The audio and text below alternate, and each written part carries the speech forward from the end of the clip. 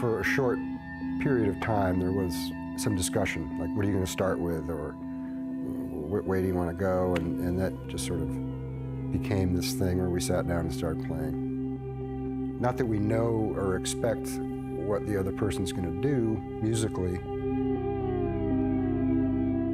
but we feel a little more comfortable with the range of both our sounds, I think. I think it's gotten a lot more relaxed. Not that it was ever tense, but I think...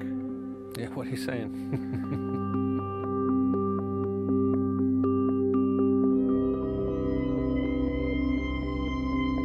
One of the things that attracted us to having these two instruments together is that there's certainly recipe for disaster as far as pitch is concerned, and you get some great moments where you're in between pitches and you get a lot of modulation, and so a lot of happy accidents out there. I first came across the Theremin, I think in the mid-90s. There was a friend who had one. It was a lot of fun to play with, but it wasn't, I didn't have the feeling like, I need to go out and get one of these. This is great. It was invented by Leon Theremin in the 20s in Russia. With the volume antenna, as my hand is closer, the sound will cut out completely, and as I move my hand farther away, it gets louder. This one here controls the pitch. There are people out there who can play it beautifully, and I respect that, but in unskilled hands, it's not very interesting to me. Really what turned it around for me was Frank was running the lap steel guitar through the computer, adding effects. That just blew it open for me when I tried that with the Theremin. It became much more interesting to me as an instrument. Do you feel like the Theremin gets all the attention in this duo? Do you feel like people are always asking questions about the Theremin? Well, yeah, usually it's somebody will say, "Are you the Theremin player?" I'll say no, and then they're like, "Shh." So, but that's it's fine with me. This is an old Airline 6-string lap steel.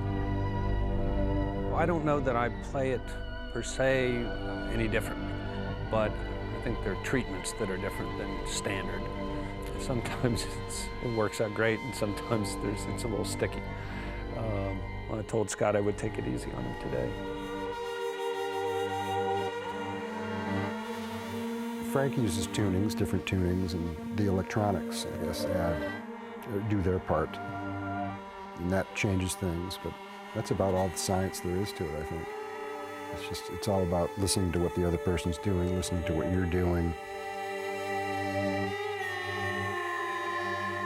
We are very fortunate to have Atlanta filmmaker Robbie Land join us for a lot of our live performances, and he'll show film that he's made.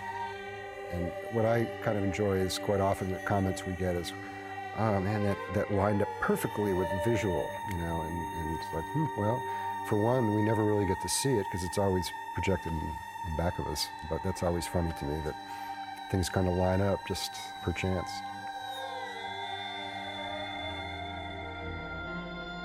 It's difficult to say, well, it's electronic music, it's improvised music.